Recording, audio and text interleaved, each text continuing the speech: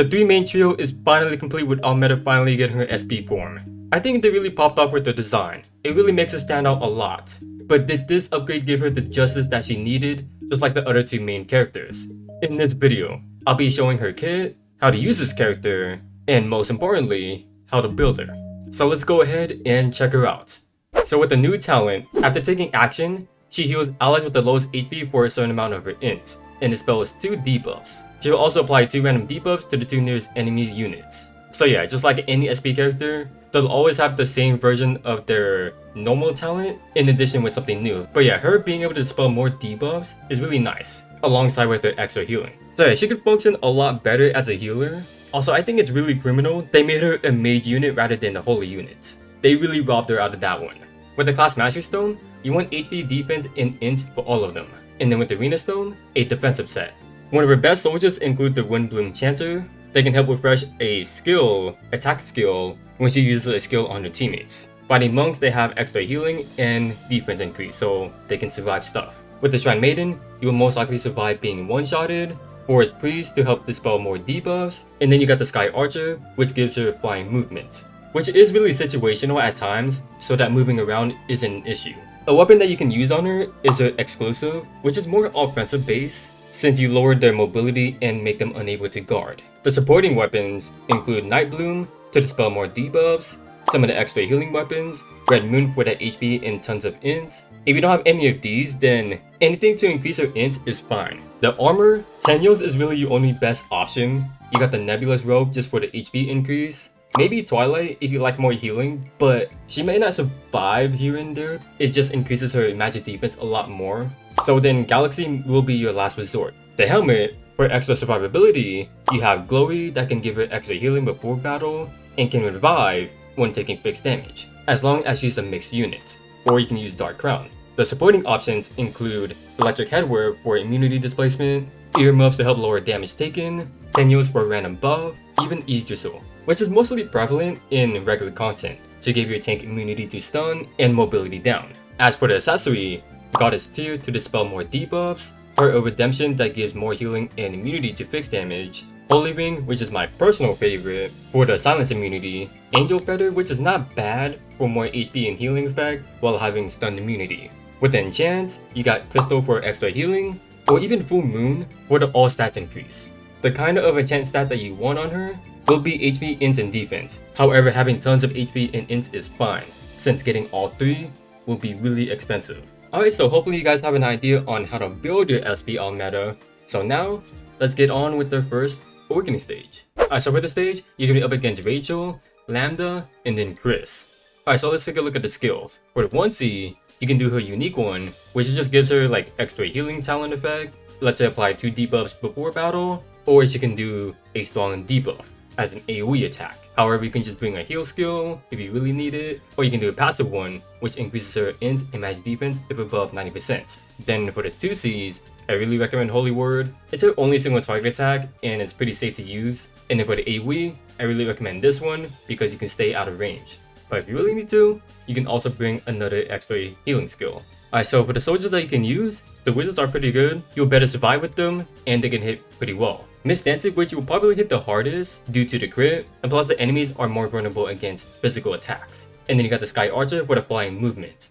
Alright, so to deal with Rachel, you do want to step an extra block back because she does have an AoE. So what I'm going to do is use her unique 1C, and then give Almeda a buff that lets her apply debuffs before battle, so it can get something pretty nice and get like attack and int down, maybe magic defense down as well to deal more damage, some good weakening debuffs. You can also stall with her too if you want to get like the right debuffs. And already we're starting some good debuffs, damage taken and int down. Can't really use AoEs because it doesn't really reach it that far. So I think this is pretty good. So we're gonna go ahead and use Holy Word, even magic defense down right there too. So yeah, I think the debuffs I saw was like magic defense down and damage dealt decrease.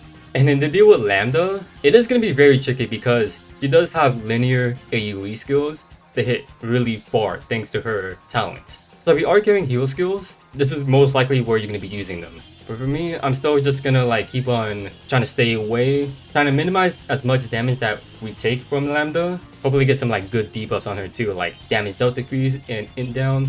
but I can use Holy Word to deal some extra chip damage on her. So that took like half her HP. Okay, yeah, so Lambda does her thing, but she's actually moved herself in a position where we can go ahead and attack her. The movement was just perfect right there too, so that worked out really well. And then deal with Chris, I'm gonna do something that's like really unnecessary, because I'm gonna stand like all the way in the sky area, the sky tiles, and Chris is just gonna stand there and do nothing, because there's like no way for her to reach Almeda at this point. Now you do want to stay an extra block back because she does have a 2 range skill. I feel like this is really overkill at this point because we can already just one-shot her. To keep things pretty safe, I'm just gonna go ahead and AoE, and then on the next turn, we just kill her. Actually, I want to see, does this actually kill? Boom. Yeah, so that felt really unnecessary, but yeah. You can also do the same thing with Rachel, but it's gonna be like really hard to like outmaneuver her. But yeah, other than those two, Lambda is the only one that you really gotta watch out for if you're doing that. If you take too much damage from Lambda, just bring a heal skill and hope that you can tank it. And those skills should have like a long cooldown as well, so just let her burn those out if you have to, and then the opportunity will present itself. Alright, so with Almeda's 3C, which has been out for a while, so I feel like there's no point for me to go over it at this point, but yeah, basically, she can use this on the teammates to heal, while at the same time giving them a buff that pretty much acts like her talent debuffs, which can be really annoying to deal with, because applying those debuffs can reach quite far. So yeah, with that being said, let's go right on into her showcase. Alright, so here we are. Let's go ahead and take a look at her talent. After taking action, she heals the ally with the lowest HP and dispels 2 debuffs from them, while also applying 2 random debuffs to the 2 nearest enemies nearby.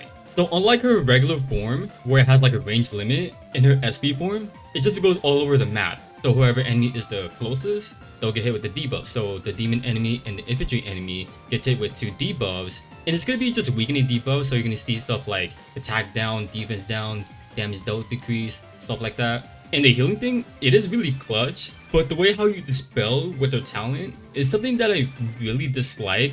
It's whenever she heals the allies with the lowest HP, whenever she gives the healing to them, at the same time, she'll dispel the debuff on them. So some of them do have the heal block, so that means Almeda won't heal them. Yeah, it seems like Langrisser is the only one without the heal block, so Almeda is gonna be the one healing her. So yeah, let's go ahead and check again. So she does have 4 debuffs, so with Almeda's healing talent, she's gonna heal her and dispel 2 debuffs at the same time. So it got rid of the silence and Licorice's unique debuff. I mean, yeah, I will admit it is clutch, the healing specifically. It's the way how you dispel debuffs is the one method that I really dislike, which is unreliable. And it's the same way with one of her unique 1C, which we'll first take a look at it real quick. It's an active skill that lets you choose 1 of 3 skills. After using it, reduces the cooldown of all assist skill by 1 turn. So clicking on it, you see the 3 different options in color code. So we choose the orange one with the Anarchy on it. It's an active skill that increases the healing effect by 50% for this turn. That triggers her talent an additional time. So yeah, with this, she can actually dispel to a total of 4 debuffs with this. So it's gonna heal Langrisser twice, double talent trigger, and so 4 debuffs dispelled in total. And so now Langrisser is cleansed. The blue one gives a buff to an ally where initiating battle, applies 2 random debuffs to the enemy before battle for 2 turns. So yeah, we're gonna go ahead and just give this to someone like, I guess, Lena for example. So we're gonna give it to her, and we go ahead and check the buff on her. You can see the description that we already went over. So yeah, it's just simple as just enter battle, apply debuff, which you've seen many different times with other characters. And the last one with Bozo on it that's purple coded, it's an AoE that attacks a single enemy to apply a random strong debuff. So yeah, not powerful one, it's just really meant for, I guess, somewhat shut them down, I guess you could say it. Not really, because you have to be like really lucky. So you can get stuff like passive skill disabled. Definitely the more stronger ones are receiving buff disabled, silencing them. You'll get debuffs like those. And the cooldown is really nice on this one too. So we do have a skill that's on a 2-turn cooldown. And so literally just use any one of these skills. So we're gonna use the Anarchy one, and it's gonna trigger the clock effect on Almeda. Eventually it'll show up. There we go. And so now if we check Almeda again, we have to go back.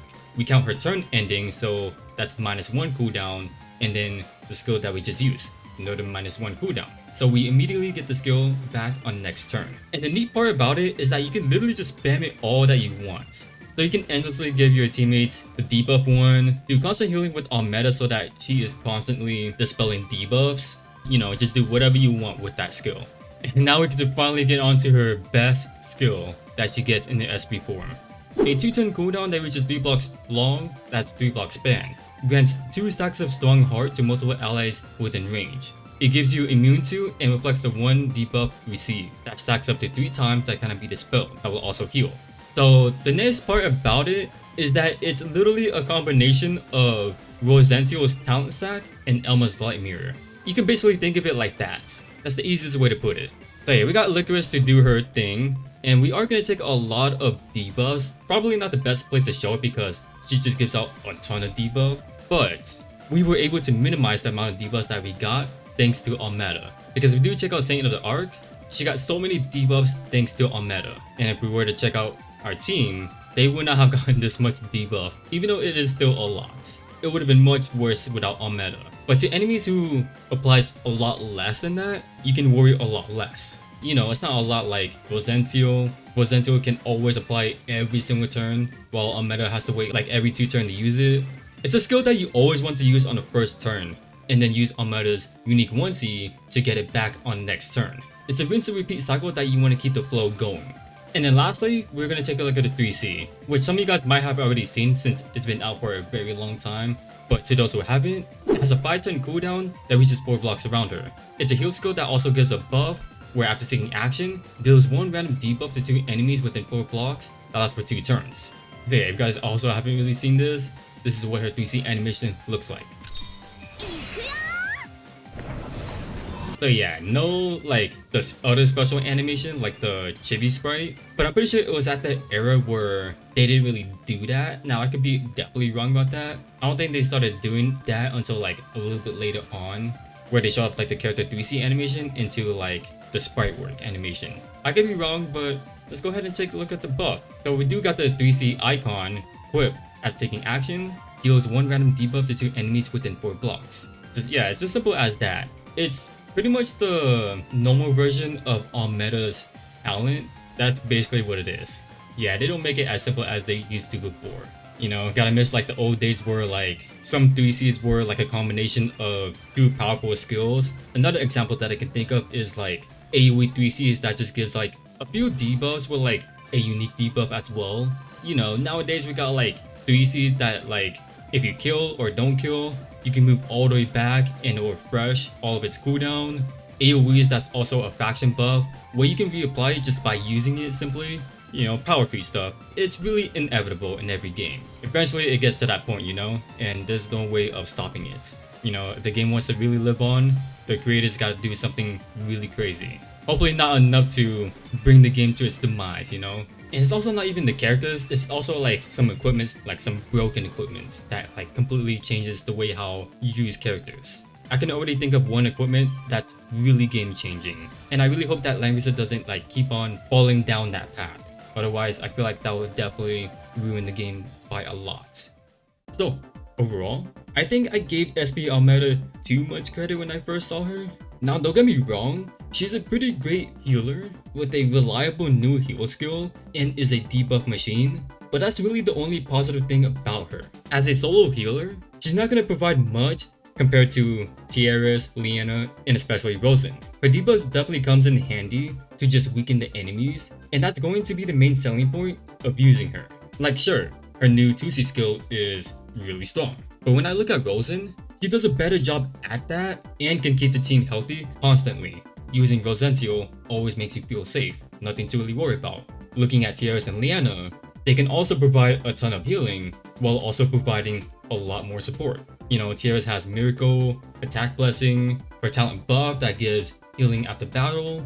You know, we also got Liana, a very strong healer who can dispel just by being near her teammates. You know, her 3C that gives immunity, that buffs you up, which also works like her talent, passive healing and dispelling more debuffs. She also has an act against skill. The issue with Almeda is that she doesn't do as much compared to those healers. So as a secondary healer, is where I say a little bit more of her potential lies in, since you can have fun with the unique 1C and just spam that for endless cooldown. So the rotation would be like, use your unique 2C on the first turn, next turn, use a 1C to refresh it back on the next turn, and then on that turn, use it again, rinse and repeat. Or you know, if you have to, just get rid of that unique 1C to give her something like a regular heal skill. You know, you can also switch out her 3C with mass heal so that she does a better job at being a consistent healer. With that being said, her SP form does little to improve her by an insane amount. And it's only really worth it to grab if you just enjoy the character. And I will admit, it does allow Almeda to function a little bit more better. Her 2C is a very powerful skill and does a lot better job at being a debuff machine. There you guys have it. That was SP Almeda's showcase. Probably not the kind of impression that you guys maybe were expecting from me, but in my opinion, that's how she is. Definitely does a good enough job to keep the team alive from a few hits thanks to her debuffs, if you get the right one, while also weakening enemies at the same time. But the main flaw of using her, she doesn't offer a lot more other support compared to the other major healers. So yeah, in my overall opinion, her SP form improves her by a decent amount. You know, she's still very fun to use nonetheless. But that's all I got. If you guys did enjoy this video, feel free to leave a like, subscribe if you want to see more, and feel free to let me know down in the comments how you guys feel about SP Almeda, or if there was anything that I may have missed. So yeah, thanks for watching. Your fellow Z.